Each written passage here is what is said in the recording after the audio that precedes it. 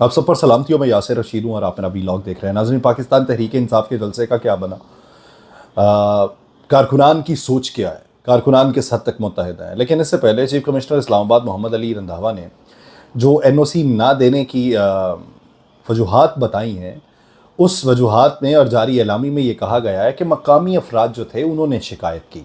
اور سیکیورٹی اداروں کی رپورٹ پہ جلسے کا یہ نوٹیفیکیشن معطل کیا. پہلے بھی سیکیورٹی اداروں کی رپورٹ کے اوپر اجازت نامے نہیں دیے جا رہے تھے، جس پہ اسلام آباد ہائی کورٹ نے یہ کہا تھا کہ آپ کو اجازت نامہ دینا پڑے گا.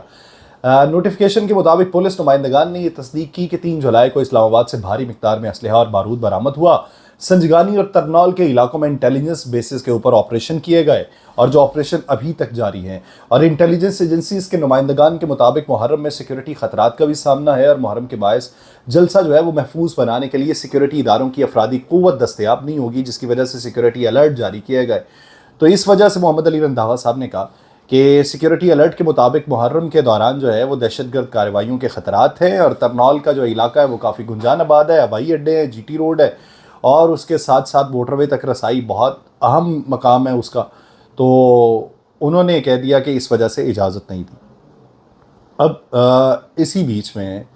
کہا گیا کہ جسٹس بابر ستار صاحب کا کہنا ہے کہ میں دیکھتا ہوں کون روکتا ہے، پہنچے جس نے جلسے میں پہنچنا ہے. یہ رات میں ایک سٹیٹمنٹ جاری کی گئی تھی کہ بنیادی طور پہ تب تھا کہ جب جسٹس بابر ستار صاحب کے پاس کیس لگا ہوا تھا، انہوں نے یہ کہا تھا کہ جب یہ کہا گیا کہ جلسے کی اجازت یہ پھر بھی نہیں دیں گے، تو انہوں نے اس وقت یہ کہا تھا کہ میں دیکھتا ہوں کون روکتا ہے. یہ کل رات کا نہیں ہے، لیکن اسے بیان بنا کے چلا دیا گیا. آج پی ٹی آئی نے درخواست دائر کی. اسلام آباد ہائی کورٹ کی ڈائری برانچ نے جلسے کا اجازت نامہ منسوخ کرنے کی درخواست پہ نمبر لگا دیا، جبکہ اسے سماعت کے لیے مقرر کرنے کی استدعا آج ہی کی گئی. تو کہا گیا کہ سیم ڈے پہ شاید سماعت کے لیے مقرر نہ ہو سکے. پاکستان تحریک انصاف نے ترنول کے مقام پہ جلسے کی اجازت لی، لیکن چیف کمشنر نے انکار کر دیا. ابتدائی طور پہ پاکستان تحریک انصاف نے کہا کہ جو مرضی ہو اسلام آباد میں جلسہ کریں گے. علی امین گنڈاپور صاحب نے کہہ دیا کہ خیبر پختونخوا سے آنے والے قافلے جو ہیں وہ اسلام آباد کی سرحد سے ٹکرائیں گے. اور اس کے بعد ہوا یہ کہ چیئرمین بیرسٹر گوہر نے آج یہ کہا کہ ترنول جلسہ تحریک تحفظ آئین پاکستان کے پلیٹ فارم سے ہونا تھا، جسے ملتوی کر دیا ہے. اب عدالت سے درخواست کریں گے کہ یوم عاشور کے بعد ہمیں جلسے کی اجازت دیں، کیونکہ ڈی سی نے جلسے کا نوٹیفیکیشن دیا تھا، جو نوٹیفیکیشن ہائی کورٹ کی ہدایت پہ ہوا تھا، اور کمشنر کے پاس اختیار نہیں ہے کہ اسے معطل کرے. جس لیٹر کو بنیاد بنا کر نوٹیفیکیشن معطل کیا گیا، اس لیٹر کو ہائی کورٹ میں پیش کرتے ہیں. ہم ہائی کورٹ اس لیے آئے کہ آئین اور قانون کے مطابق ہم جلسہ کریں. انہوں نے کہا کہ بانی پی ٹی آئی کے بغیر کوئی سیاست مکمل نہیں ہے، آئین اور قانون کی بالادستی کے لیے ہم سب کوشاں ہیں. اب اس بیان کے اوپر کہ جب پاکستان تحریک انصاف نے یہ سمجھ لیا کہ اب ہمیں ہائی کورٹ سے دوبارہ اجازت ملے گی تو ہم آئیں گے، تو وہاں پر بے شمار کارکنان جن کا تعلق خیبر پختونخوا کے دور دراز علاقوں سے ہے، جو قافلوں کی صورت میں اسلام آباد کی طرف رواں دواں تھے، جو 14 سے 16 گھنٹے تک کا سفر کر چکے ہیں، ان کے مطابق ہم جلسے میں شرکت کرنے کے لیے آئے. یہ لچھن ان کے ٹھیک نہیں ہیں. ان کے مطابق مرکزی قائدین جو اس وقت ہیں ان کے لچھن ٹھیک نہیں ہیں. ہم آئے ہیں بانی پی ٹی آئی کے لیے، ہم ان کے لیے جدوجہد کرنے آئے ہیں، اور ان کے لیے ہی آواز اٹھانے آئے ہیں، اور ان کے لیے ہی احتجاجی جلسہ کرنے آئے ہیں. تو کسی اور کی کوئی حیثیت نہیں کہ وہ یہ کہہ دے کہ جلسے کو منسوخ کر دیا گیا. ہم جلسہ گاہ جائیں گے چاہے 10 ہی کی تعداد کیوں نہ ہو. یہ باقاعدہ طور پہ سوشل میڈیا پہ ایک کمپین چلائی گئی، اور یہ کہا گیا اسی وجہ سے جو قافلے ہیں وہ ابھی تک رواں دواں ہیں، اور وہ اس کوشش میں ہیں کہ وہ اسلام آباد کی حدود کے اندر داخل ہو کر وہاں پہنچیں اور وہاں پر اپنی تگودو کریں اور اپنا احتجاج ریکارڈ کروائیں. دھرنے میں اسے تبدیل کرنا ہے تو دھرنے میں تبدیل کرنا ہے. اس کے پیچھے کے حقائق کیا ہیں جو مقامی لوگوں نے انہیں درخواستیں دیں؟ یہ کل ہی معلوم پڑ چکا تھا کہ یہ مقامی لوگ جن کے تحفظات کا اظہار کیا گیا، یہ مقامی لوگ دراصل پاکستان مسلم لیگ نون کے مقامی عہدیداران ہیں جن کی طرف سے یہ درخواستیں دی گئیں، اور ان کی درخواستوں کے اوپر عمل کر لیا گیا. چیف کمشنر نے اس کے اوپر عمل کیا. تو چیف کمشنر کو یہ بھی دیکھ لینا چاہیے کہ اسلام آباد کے 3 حلقوں سے جیتے ہوئے، فارم 47 کے مطابق جو تینوں حلقوں سے جیتے ہوئے پاکستان مسلم لیگ نون کے رہنما ہیں، اسلام آباد کے ترقیاتی کاموں کے اجراء کی تقریب میں تینوں کو بلانے کی زحمت تک بھی نہیں کی گئی، اور باقاعدہ طور پہ ایک شخصیت کی طرف سے جو پرانے رہنما ہیں شعیب شاہین کے مد مقابل، انہوں نے تو باقاعدہ طور پہ درخواست بھی دی کہ میں آنا چاہتا ہوں، اور انہیں جواب دیا گیا آپ کے آنے کی ضرورت نہیں ہے۔ یہ ایم این اے لیول کے لوگ ہیں جو ماضی میں منسٹرز بھی رہے ہیں، ان کو وفاقی حکومت یعنی اپنی ہی جماعت اس حد تک گھاس ڈال رہی ہے، اور آپ نے مقامی عہدیداروں کے کہنے کے اوپر جلسے کو ملتوی کر دیا، ان کی بات مان لی،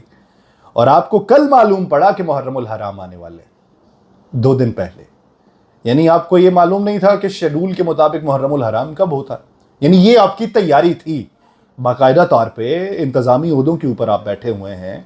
تو یہ آپ کی تیاری تھی کہ آپ کو کل معلوم پڑا کہ محرم الحرام آنے والا۔ آپ کو تب معلوم نہیں پڑا کہ جب آپ نے پاکستان تحریک انصاف کو جلسے کی اجازت دے دی، تب آپ کو معلوم نہیں پڑا کہ محرم الحرام آنے والے، یعنی آپ تیاری ڈے بائی ڈے کر رہے ہیں، روزانہ کی بنیاد پہ روزانہ کے ایونٹس کی تیاری ہو رہی ہے، یعنی لانگ ٹرم پلاننگ نہیں ہے شہری انتظامیہ کے پاس کہ محرم الحرام کے لیے ابتدائی طور پہ جو پریکاشنز دیکھنے ہیں وہ کب دیکھنے ہیں اور کیسے دیکھنے ہیں، یہ آپ کو پہلے معلوم نہیں تھا، آپ کو اب معلوم پڑا۔ جس حکومت میں یا جس پارٹی کی حکومت میں اپنی 100 دن کی کارکردگی جو ہے اس کو عیاں کرنے کے لیے، بتانے کے لیے، اس کی تشہیر کے لیے مجموعی طور پہ 64 کروڑ خرچ کیے جائیں،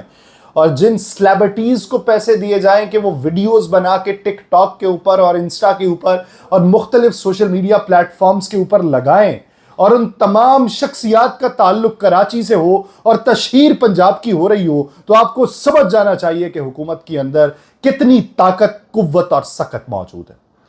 کہ پنجاب میں سے آپ لوگوں کو راغب نہ کر سکے۔ پنجاب کے اندر کوئی نہیں ہوگا کوئی بڑا اداکار، کوئی بڑی سلیبریٹی، کوئی بڑا نام، کوئی بڑا ٹک ٹاکر یا انسٹاگرام چلانے والا، کوئی نہیں ہوگا۔ پنجاب سے آپ کو لوگ نہیں ملے، پنجاب سے آپ کو حمایت نہیں ملی، پنجاب سے آپ کی تشہیر نہیں ہو سکی، لیکن ہاں کراچی میں بیٹھنے والے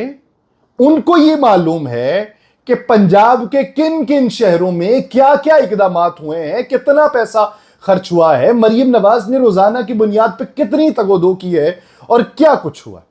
یہ ان کو پتا ہے کراچی میں رہنے والوں۔ لیکن ہم جو لاہور کے باسی ہیں یا یہ جو قرب و جوار کے رہنے والے ہیں، فیصل آباد، شیخ پورہ، گجرانوالہ، یہ آس پاس ملتان کے لوگ جو ہیں، یہ وسطی پنجاب کی طرف اور آگے کو چلے جائیں، ان کو نہیں پتا کہ پنجاب کے اندر کیا کام ہو رہا ہے۔ ہاں کراچی میں بسنے والوں کو پتا ہے کہ پنجاب کے اندر کیا کام ہو رہا ہے۔ یہ اگر آپ کی کارکردگی ہو تو آپ کی تو راتوں کی نیند اڑ جائے گی کہ الیکشن کے بعد پاکستان تحریک انصاف کا ایک ٹرننگ پوائنٹ ہے کہ وہ ایک بہت بڑا جلسہ کر جائے۔ الیکشن سے پہلے جن کو جلسوں کی اجازت نہیں تھی، وہ الیکشن کے بعد اپوزیشن میں آ کے جلسے کر جائے، اور ایسے وقت میں کر جائے کہ جب یو این او، جب اقوام متحدہ اور یورپی یونین اور ایوان کانگریس اور رشیا اور دیگر ممالک جو ہیں وہ یہ کہہ رہے ہوں کہ پاکستان اندرونی معاملات کے اوپر ذرا توجہ دے اور الیکشن کی جو ہے وہ صاف اور شفاف تحقیقات کروا لی جائے، تو آپ کو کہاں پہ سوٹ کرتا ہے کہ آپ اجازت دے دیں کسی کو جلسے کی؟ ابھی تو چلیں یہ درخواستیں تھیں یا رپورٹس تھیں جن کی بنیاد کے اوپر آپ نے اجازت نہیں دی، آپ کو تو آ کے محلے کی کوئی بلی چونچراں کر جائے اور کہہ دے کہ وہاں پہ میری رہائش ہے اور انہوں نے وہاں پہ جلسے کا اعلان کر دیا ہے، تو آپ تو تب بھی اسے منسوخ کر دیتے۔ یہ درخواستیں تو بہت بڑی بات تھی۔ دیکھتے ہیں کہ ملک کے اندر کیا ہوتا ہے،